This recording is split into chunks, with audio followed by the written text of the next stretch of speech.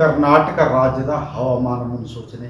ನಾನು CS ಪಾಟೀಲ್, ವಿಜ್ಞಾನಿ ಹಾಗೂ ನಿರ್ದೇಶಕರು, ಭಾರತೀಯ ಹವಾಮಾನ ಇಲಾಖೆ, ಬೆಂಗಳೂರು. ನಾನು ಮುಂದಿನ 5 ದಿನಗಳವರೆಗೆ ಕರ್ನಾಟಕ ರಾಜ್ಯದ ಹವಾಮಾನ ಮುನ್ಸೂಚನೆಯನ್ನು ಸಂಕ್ಷಿಪ್ತವಾಗಿ ವಿವರಿಸುತ್ತೇನೆ. ಇಂದು ಕರ್ನಾಟಕ ರಾಜ್ಯಾದ್ಯಂತ ಒಣ ಹವೆ ಮುಂದುವರೆದಿದೆ.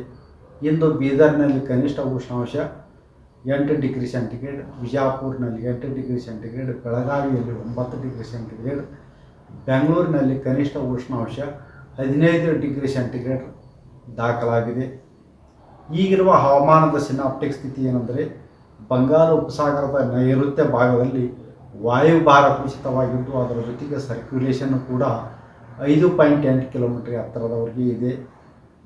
ಇದರ ಪ್ರಭಾವದಿಂದ ಬೆಂಗಳೂರು, ಕೋಲಾರ, ಚಿಕ್ಕಬಳ್ಳಾಪುರ ಹಾಗೂ ರಾಮನಗರ ಜಿಲ್ಲೆಗಳ ಕೆಲವು ಕಡೆ ಡಿಸೆಂಬರ್ 19, 20 ಹಾಗೂ 21ರಂದು ಕೆಲವು ಕಡೆ ಹಗುರವಾಗಿ ಮಳೆಯಾಗುವ ಹೆಚ್ಚಿನ ಸಾಧ್ಯತೆ ಇದೆ.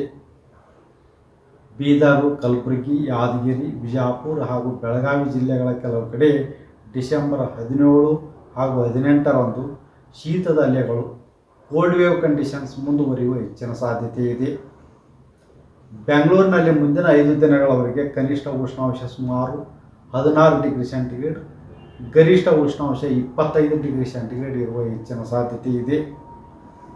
ಕರ್ನಾಟಕ ರಾಜ್ಯಾದ್ಯಂತ ಡಿಸೆಂಬರ್ 19ರಿಂದ ಡಿಸೆಂಬರ್ 23ರವರೆಗೆ ರಾತ್ರಿಯ ಸಮಯದಲ್ಲಿ ಸಾಪೇಕ್ಷವಾಗಿ ಕನಿಷ್ಠ ಉಷ್ಣಾಂಶ ಏರಿಕೆಯಾಗುವ ಹೆಚ್ಚಿನ ಸಾಧ್ಯತೆ ಇದೆ.